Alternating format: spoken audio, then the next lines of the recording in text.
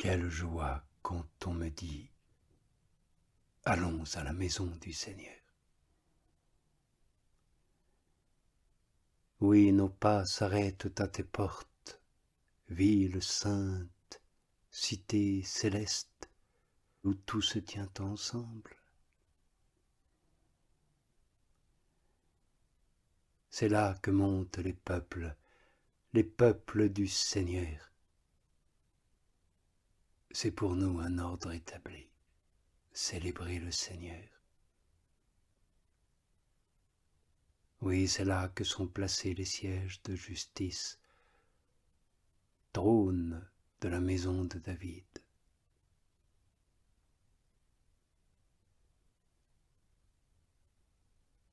Je considère souvent, mon Sauveur, que si l'âme se peut consoler en quelque sorte de vivre sans ta présence incarnée,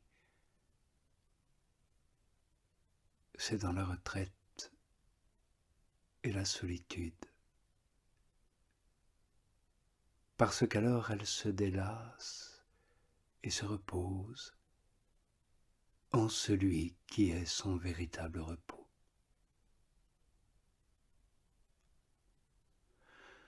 Quoiqu'il arrive souvent qu'alors même, s'il se rencontre qu'elle ne jouisse pas de toi encore avec une entière liberté, elle sent redoubler sa peine.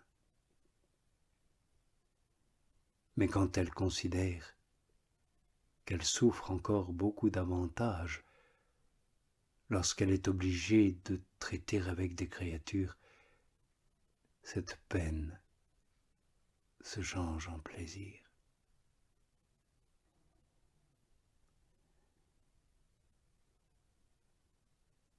D'où vient, mon Dieu, qu'une âme qui ne veut point avoir d'autre contentement que celui de te contenter doive te quitter si souvent pour aller servir ses frères, comme si elle se lassait de jouir en toi d'un si grand repos. Oh mon amour tout-puissant de mon Dieu, que tes effets sont différents de ceux que produit l'amour du monde. Celui-ci ne se vit que pour lui-même, mais le tien, mon Dieu, s'augmente au contraire, plus il voit augmenter le nombre de ceux qui t'aiment. Et il sent diminuer sa joie lorsqu'il considère que tout le monde ne jouit pas d'un si grand bonheur.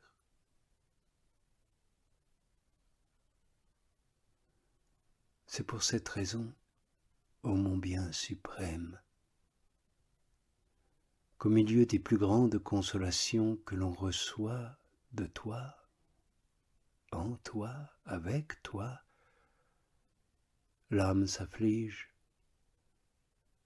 lorsqu'elle se représente le grand nombre de ceux qui les méprisent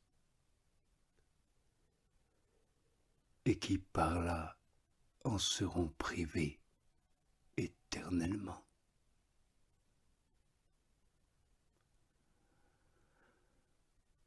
Ainsi l'âme cherche des moyens d'engager ses frères à participer à son bonheur,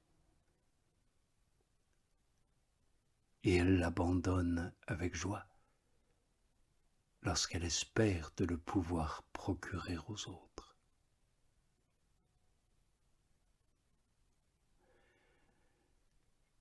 Mais, ô mon Père céleste, ne vaudrait-il pas mieux remettre ses désirs à un autre temps, où l'âme se trouve moins consolée de tes faveurs, et qu'elle s'emploie alors tout entière à jouir de toi?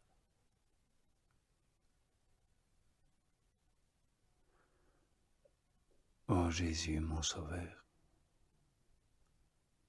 que l'amour que tu portes aux enfants des hommes est admirable. Puisque le plus grand service qu'on te puisse rendre est d'abandonner tes consolations pour procurer à nos frères tes avantages. Oui, c'est sans doute par ce moyen que nous te possédons plus pleinement, plus parfaitement,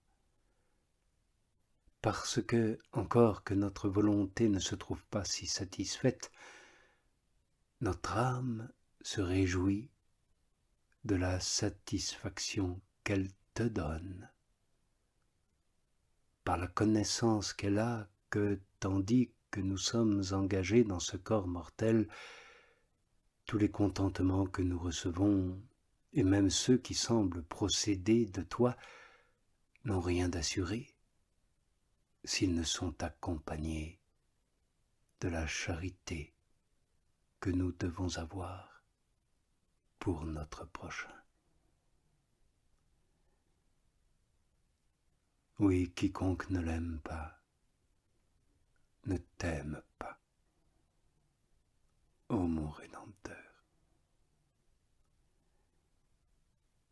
Puisque tu as fait voir, par l'effusion de tant de sang, l'excès de l'amour que tu portes aux enfants d'Adam.